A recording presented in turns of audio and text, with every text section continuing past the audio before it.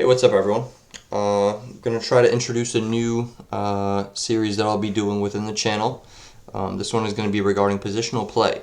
So it's going to be very similar to like the tactics speedrun, where I'm going to be going over puzzles pretty much, and kind of overlapping my practice with, getting some YouTube videos out. The one difference is that this is going to be coming out of a book, because chess.com doesn't necessarily have, in my experience, the best resources for positional play. They do have some, which is very good for like the beginning players, but I find that for anything more advanced and a little more clear, I like going out of like this book, because it really kind of lets you find the answer yourself as opposed to being given it and then relying on like memorization to get your positional understanding. But I'm going to kind of go over in this episode just one problem that's in the introduction for this book to kind of give you an idea of how positional understanding works. But I also want to kind of go over what you see here on the screen right now, which would be my history of growth as far as chess is concerned, rating-wise, as well as like the 3 skills that you need in order to, really prosper in chess. So that if anyone who's watching is looking to, improve and not just like have fun or whatever, then I'll show you kind of the ways that you, can do so. So I'll start off here with my history, right? So I grew up playing chess, and I even played in like tournaments, which is over the board sanctioned events where you have like referees and stuff like that, and you play slow games, and that's pretty much how tournaments go, and you have like an official rating within whatever jurisdiction you're within. I lived in Connecticut at the time, so the jurisdiction would be the USCF, which is the United States Chess Federation, and they're still around today, and they still run all the main events for United States pro chess gameplay and rated chess gameplay. But I played probably like 40 events during my youth, which was, I don't know how many years that was exactly, but I'm sure 4 or 5 years of playing chess. And I started, from the very bottom, obviously not knowing how anything worked at first, so right from the bottom at 400, and then I went up to 1100 over my time playing when I was young. And a lot of my growth then was due to calculation, which is, for chess, basically just comes down to like the mathematical aspect. Like, consider a position in your head where there's like a lot going on, like pieces are attacking other pieces, a king could be in check. In those situations, you would require calculation because there is an exact and precise answer to which way you need to take certain pieces. Sometimes, taking a piece one way as opposed to another will end up losing the exchange, or sometimes a certain order of which pieces you were to capture or which way you would check the king would matter, and could be the difference between, winning or losing, or could be the difference between gaining or losing like a pawn or a piece. So calculation is super important, and it's like the basic building block, which I have right here at number 1, calculation, tactics, puzzles. So that's kind of super important. Like, you can't do the other 2, intuition and positional understanding that I have down below if you don't have good calculation. So that's first. But back to my journey, and then I'll incorporate the other 2. I took like a 10-year hiatus from playing chess, at least like for tournaments and stuff like that. I still may have played, with some friends or like with my brother and dad because they're both players as well. But I didn't play any tournament events during that time period. I made no efforts to try getting good at chess. Instead, I focused more on my efforts at, education and then sports. But after 10 years, a little before like the Queen's Gambit release, when a lot of people started playing chess. A couple of years before that, I entered another tournament when I was attending school in Alabama for college, and I ended up playing for like another year or 2 from then, because I re-sparked the interest, and I grew another, couple hundred rating points, around 1100 to 1400, from intuition mainly. And what that meant is that when I was playing chess, instead of just moving and then calculating when I needed to, I would think a little bit ahead, and I would see like, okay, in these general positions, I tend to lose more. I started thinking a little more about where to place my pieces. I said I like my knights more so in the middle of the board, I like my bishops on long diagonals. I like my rooks on open files. I like my king castled early. You know, all this stuff that if you're intermediate players, this is all stuff that comes to you naturally. And yeah, I kind of built an intuition off of the pre-existing calculation that I had for chess. And I grew a bit of strength that way as well. Because if you're kind of setting up a lot of these tactic plays, you know, before your opponent does, generally they're going to be more so in your favor. So I was getting a bit of rating from that as well. But unfortunately, I stopped playing again. I didn't put a little break, but there's probably another couple year of hiatus where I attempted my League of Legends career, which is a different story. But when I did finally get back to playing chess again and, you know, enjoying it and trying to learn, I actually had a huge jump. So I jumped from 1400 to about 2000, and that's around where my current rating is. And I'll be reaching it in this rapid speed run. If you guys haven't watched that already, I highly recommend it. I'm going to be showing every single game in the speed run, and it's going to be rapid, so it'll be nice and slow. So you should be able to get a lot of information from that series. But anyway, a lot of those rating gains came from positional understanding. And positional understanding, which I have right here, is kind of like controlling the board, right? So, I don't know what a great analogy would be for it, but tactics, like calculation, those generally arise when you have good positions. And if you have bad positions, then tactics rarely arise, or if they do arise, then they're something that are rare and something that'll have to be like super calculatable. They're not going to be common. They're not going to be reliable enough to climb in chess rating. Unfortunately, if you have calculation that's like, you know, almost perfect, you still can't go, you know, climb as high as someone who has all three of these things, pretty well trained. But yeah, that's where this book kind of comes in. I think I already showed everyone, but it's called Excelling at Positional Chess by Jacob Lagarde, and he goes over these puzzles. And I'm pretty much going to try to go over a couple of puzzles, you know, in each one of these videos and kind of go over my thoughts and then go over what he has. And then if I'm kind of still confused by it or if I think he might be wrong, then I'll challenge it with the engine and see what the engine says. And yeah, that's pretty much what the series is going to be. I'm actually going to load up an analysis board just to kind of go over everything with everyone. But in his introduction, he has like a nice little example to get you to understand the importance of positional play. So let me get all these pieces on the board. And the two people that are playing here, one a lot of people probably already know is Bobby Fischer. He has the white pieces, and then this is a game in 1970. His opponent, I don't actually know who this is.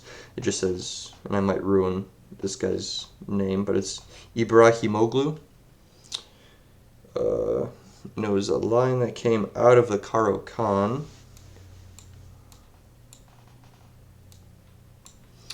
And pretty much, to most people, this position probably looks like a tie, and they probably wouldn't be able to really see why one side is better than the other or how to improve the position,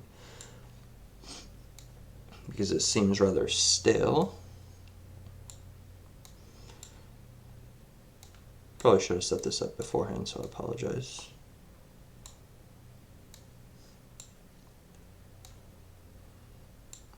Alright, and I believe that is the position, and that it is white to move. Alright, I'm actually going to turn that off, but as you can see, it shows that the white side is a little bit better.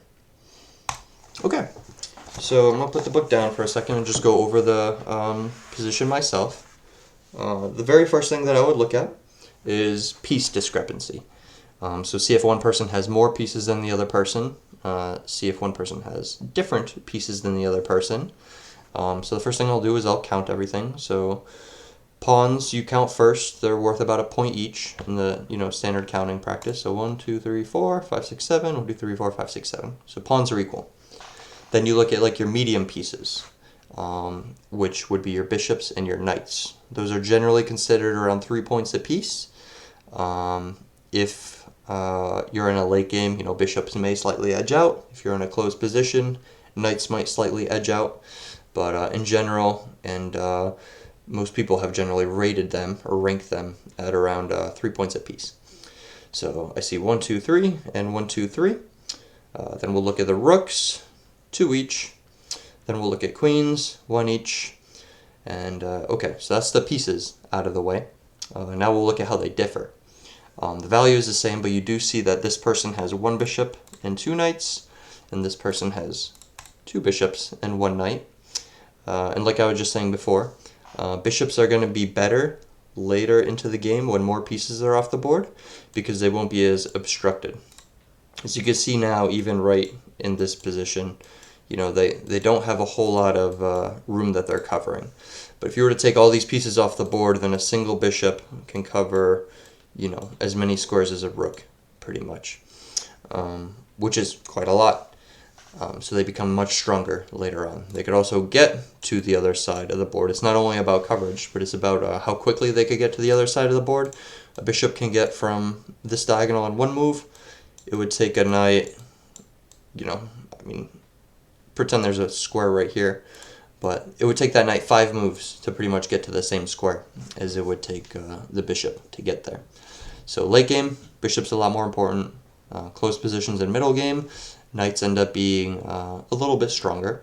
So right now, you see that he has 2 bishops, he has 2 knights, so from that perspective alone, I would think, if I'm white, let's try to trade off some of these pawns, let's try to open up the position, try to trade off the rooks, the queens if we can, and then I should have a slight advantage in the endgame. If nothing else changes, that's how I would want to get an advantage.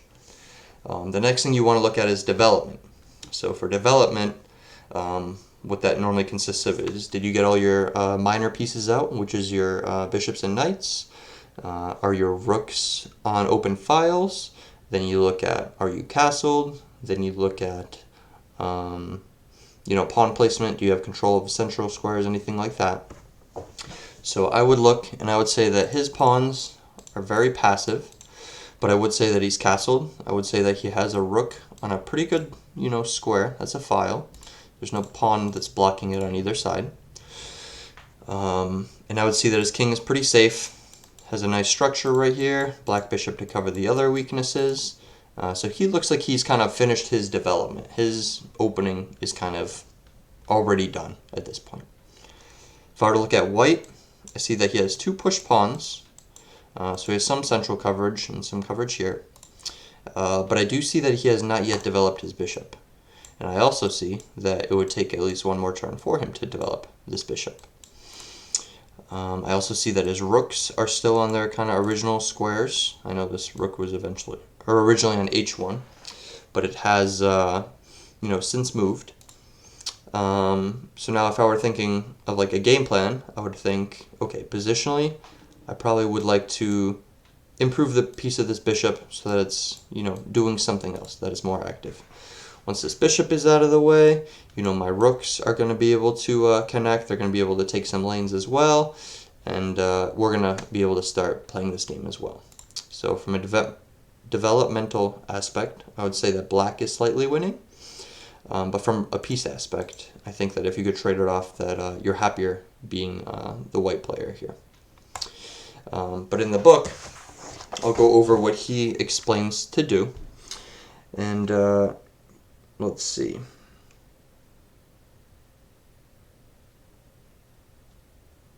Yep, so the author is saying that when he first saw this position, that his first thought was that he would go f2 to f4, and that he would get some kind of attack going. And this is a common move. F2, f4, or reverse would be f7, f5, where what you do is you give the rook an entry into the game, and you also support whatever middle pawn you have that's currently pressing forward. So that's a pretty common theme, but the author is saying that after he looked at the position even longer, he found that that was not a very good solution for this game. It seems that what would actually happen is that he wouldn't be able to get anything out of his attack because his opponent could just freeze it with something like e6, for example, and that what it leaves behind is 2 very weak pawns that are guarding the king, which would actually swing the advantage over to black's favor. So even a move like f2, f4, which seems like a nothing move, to most of us, would actually end up being the demise to a lot of grandmasters and such, because their opponents would be able to punish that. But then we'll go over into what he said was the right solution. Yep, and it seems like the move was knight to b3.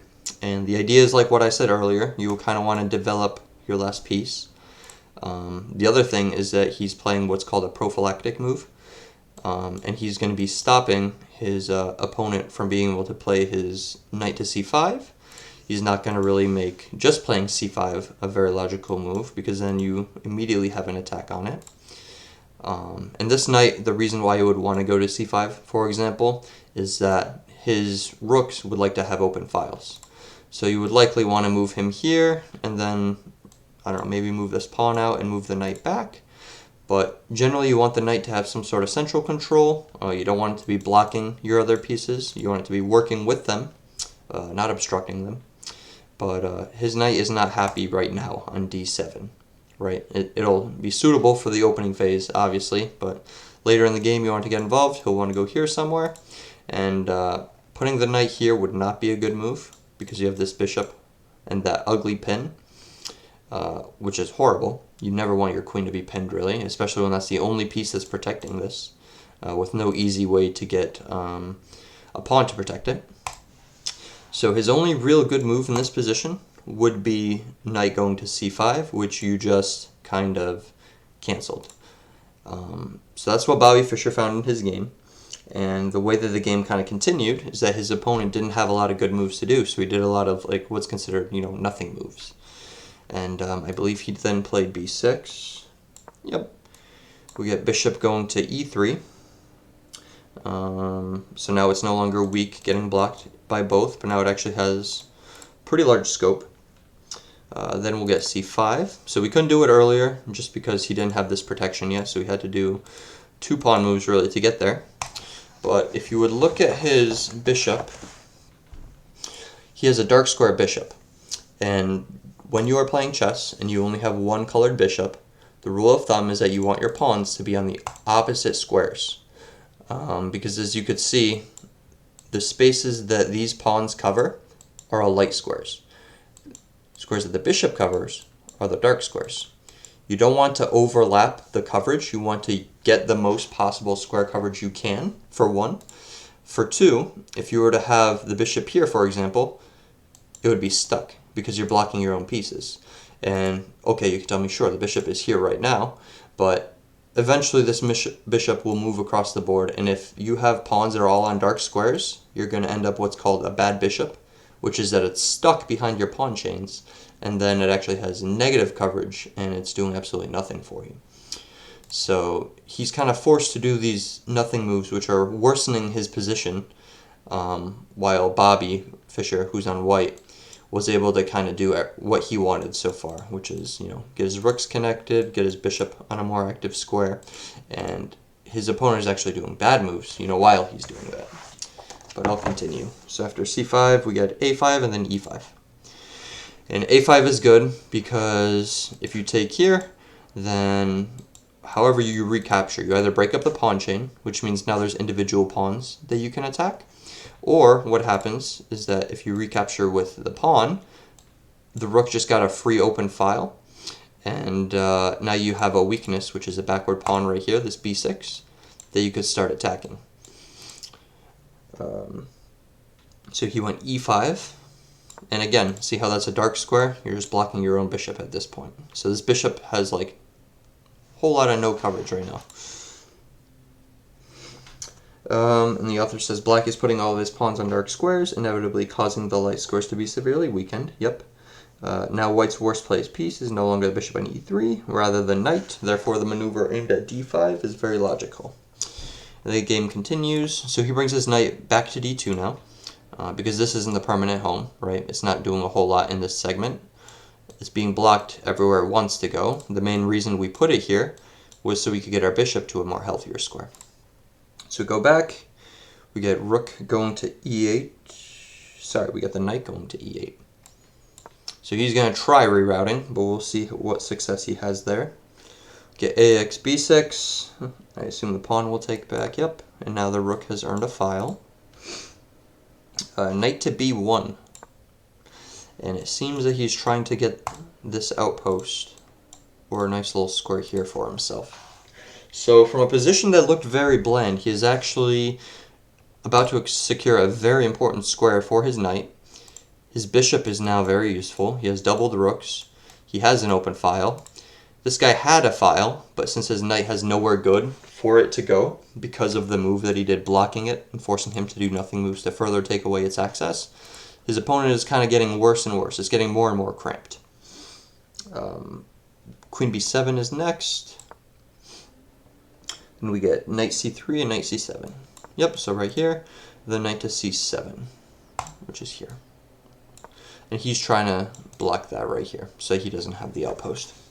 However, even if he does choose to make that exchange, white will have a passed pawn that he could protect with the bishop, with the rook, and since he doesn't have a light square bishop, he's never going to be able to protect this pawn as well as white will, which makes it a very safe passed pawn. The next move was b5, knight b5, excuse me.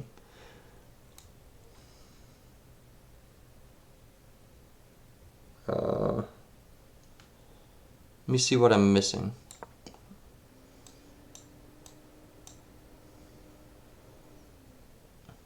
Well, I don't think anything is quite being missed. I think he's just going to kind of overload on this diagonal, is what he's going to do.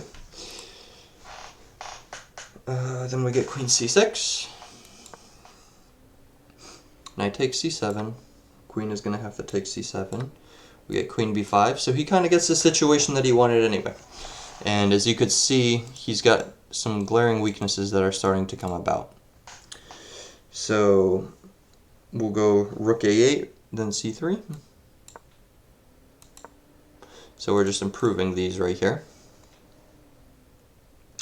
Knight c7. That's wrong. Great, c3, rook takes a1, rook takes a1. So we'll get a little swap.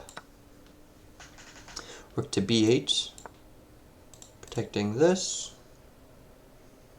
Then we'll get rook a6, bishop f8. Yep, bishop f8.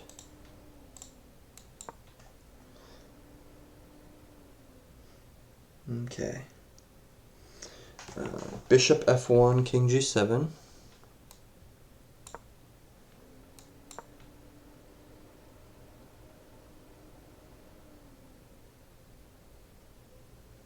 Queen a4, rook b7. Queen a4, rook b7.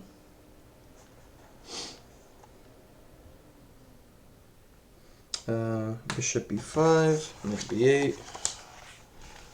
Bishop b5.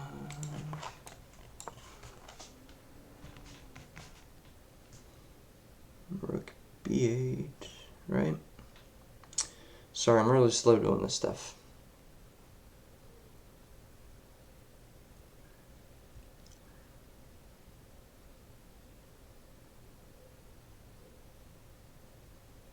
Knight b8, that makes a lot more sense. He's trying to kick the rook here. So now we get rook to a8. It was the only safe square for it. Here he loses it, here he loses it, here he loses it. But it's not a bad square, I should say. Then we get bishop to d6. Just further protecting this, just in case.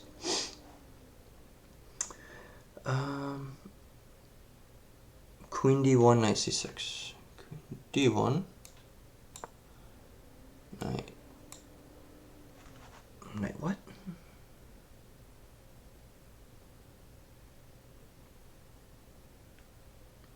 Knight to c6. I apologize. That makes a lot more sense. But as you can see, excuse me, the only person who's actually playing this game is white right now. And like I was saying, even though there's no tactics here right now, when you get in good positions like he is currently making for himself, he is going to have a tactic arise eventually. It just hasn't occurred yet, but if he keeps improving his pieces slowly like he's been doing, then he is going to have a winning shot that I'm hoping I should be able to show you here soon. Last move was knight to c6. Then queen d2. And they already have a attack forming here. h5.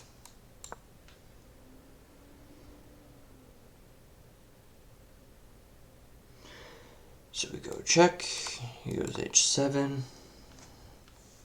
Obviously the rook is blocking, anything else.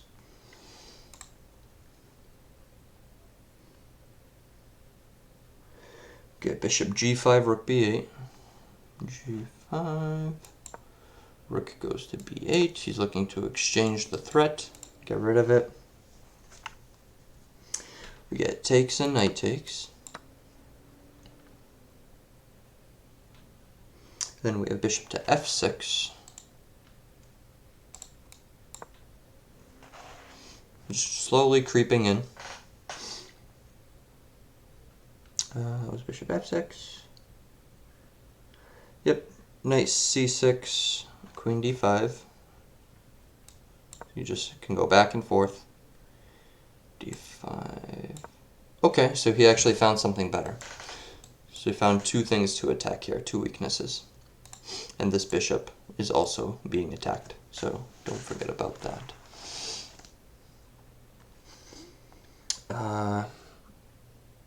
Yeah, queen d5, knight goes to a7. Tries threatening the bishop, but he has this move. I'm assuming that's where he's going to go, where he could take this now and overpower it. And remember, a pawn is more than enough late game, especially when you already have the advantage that is having two bishops instead of a knight and a bishop. So let's see where he goes after knight a7. Bishop e8. Huh? Okay, he goes from this direction. Because this way he could take with the bishop and have a check. See, that's even better than my idea. With my idea, all you do is just exchange off the queens. Which is still good. I would say that's still probably winning. Here, let me try my idea. Evaluation. Yeah, so you're +3 right here, so this is still good. But this is +6, so their move is better. Mine would just get me a smaller advantage. Yeah, we have this, and I don't even know how he can defend anymore, but let's see what he does. We get king to g8. Yep, so he's looking to protect this. And I'm curious where he goes. I'm assuming that it'll be here, but let's see if not queen a8. King g8, bishop takes f7 check. Oh, is there some tactic?